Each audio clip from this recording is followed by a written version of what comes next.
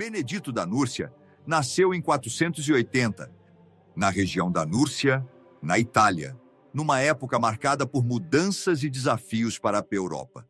Filho de uma rica família e irmão gêmeo de Escolástica, que também veio a se tornar santa. Desde jovem, demonstrou uma inclinação incomum para a vida espiritual. Seu coração não se rendia às tentações mundanas que a cidade de Roma oferecia. Bento via a superficialidade e a corrupção ao seu redor e ansiava por algo mais profundo. Sua juventude foi marcada por uma busca incansável pela verdade e pelo propósito.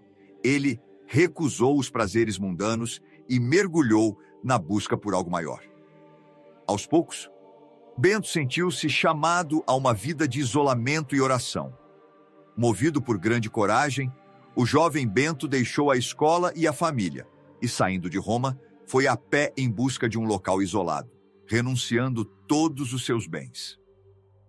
Acompanhado de sua fiel ama, que cuidava-o desde o seu nascimento, Bento passou a buscar inspiração em contato com a natureza, aprofundando-se nos estudos e na convivência com as pessoas mais simples.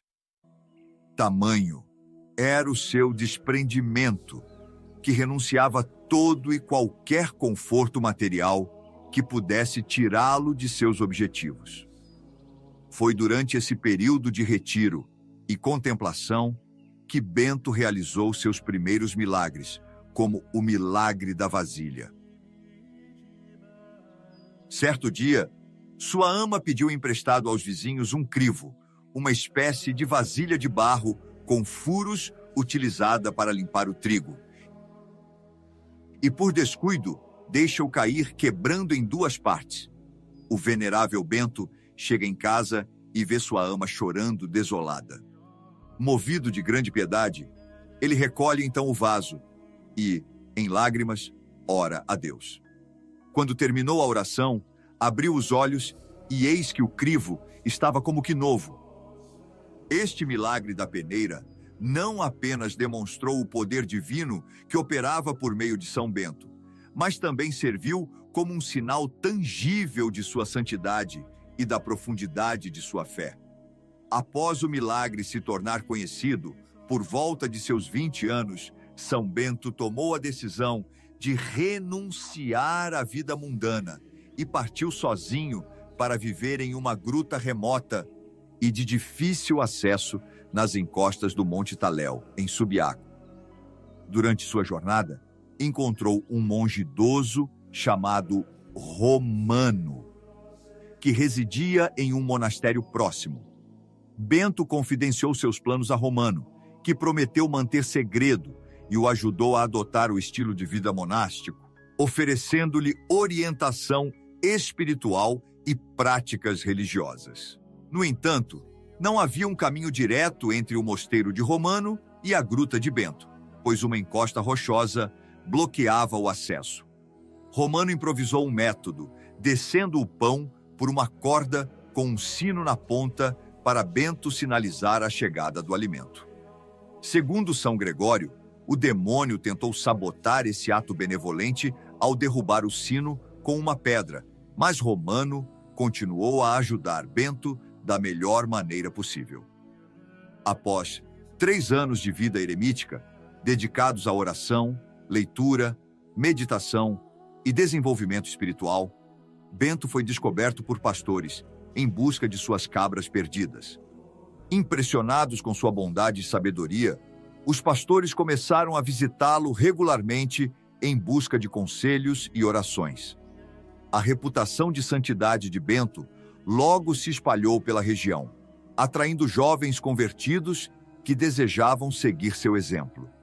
Percebendo que a vontade de Deus o chamava para uma vida além da eremita, Bento decidiu deixar a gruta. Nas proximidades da gruta de São Bento, situava-se um convento dedicado a São Cosimato, cujo líder havia recentemente falecido. Devido à sua reputação, a comunidade solicitou a Bento que assumisse a liderança do convento. Inicialmente, Bento recusou o convite, ciente de que seu estilo de vida era significativamente mais rigoroso do que o dos monges do convento. No entanto, após muita insistência, ele acabou por aceitar. Assumindo a direção do convento de São Cosimato, Bento logo constatou que sua intuição estava correta. O modo disciplinado de vida, por ele implementado, começou a incomodar os outros monges, que relutavam em abandonar seus hábitos desregrados. Rapidamente, começaram a planejar uma maneira de se livrar de Bento. Então, decidiram envenená-lo. Misturaram veneno ao seu vinho e, como de costume, apresentaram-lhe a bebida para ser abençoada. Bento estendeu a mão, fez o sinal da cruz e a vasilha estalou e partiu-se em pedaços, momento em que ele percebeu imediatamente o que havia acontecido. Com calma e clareza de pensamento, Bento ergueu-se e dirigiu-se aos irmãos. Deus tenha compaixão de vocês, irmãos, porque fizeram isso. Antes de aceitar o convite, eu avisei muitas vezes que os meus costumes não se harmonizariam com os de vocês. Procure um líder que combine com o seu jeito de viver. A partir de agora, acabou a minha responsabilidade com essa casa. Depois de deixar o convento de São Cosimato, São Bento encontrou diversos jovens devotos e cheios de vigor, incluindo os futuros santos, Plácido e Mauro. Decidiram então migrar juntos para a região de Nápoles, onde, com grande esforço e o apoio da comunidade, construíram seu primeiro mosteiro aos pés do Monte Cassino. O objetivo de Bento era transformar esse mosteiro em um modelo para o Ocidente. Com o aumento exponencial no número de vocações, devido à fama de santidade de São Bento, muitos jovens se juntaram a eles.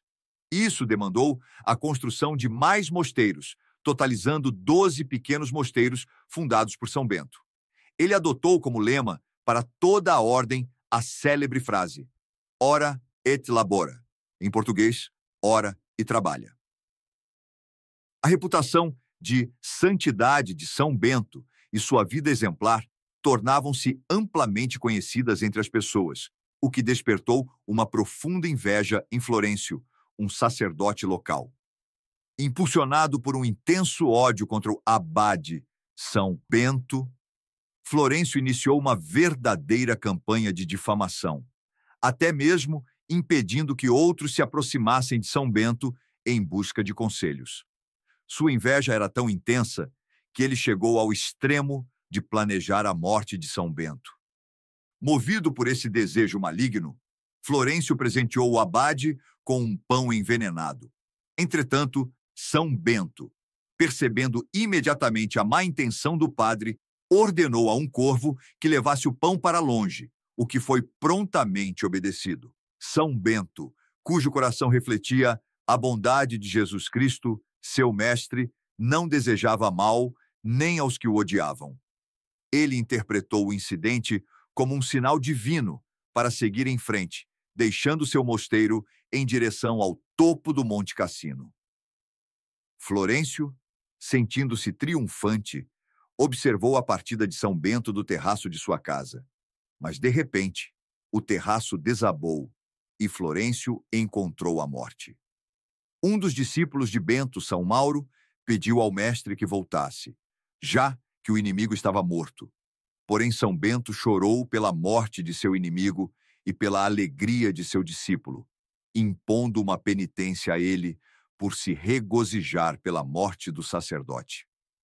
Após uma profunda análise das regras de vida dos mosteiros orientais, São Bento redigiu, por volta de 534, o que viria a ser conhecido como A Regra de São Bento, um livro com 73 capítulos concisos.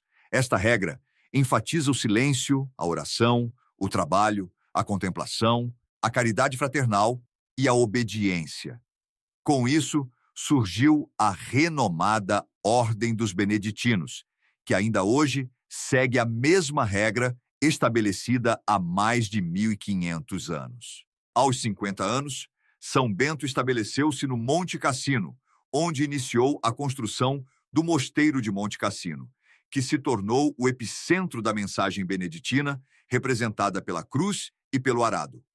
A partir daí, a proposta de São Bento começou a se difundir de maneira notável.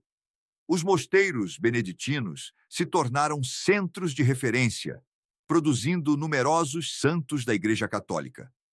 Ao todo, foram 23 papas, 5.000 bispos e cerca de 3.000 santos canonizados que emergiram desses mosteiros. São Bento de Núrcia faleceu em Monte Cassino, Itália, em 21 de março de 547 e foi canonizado em 1220.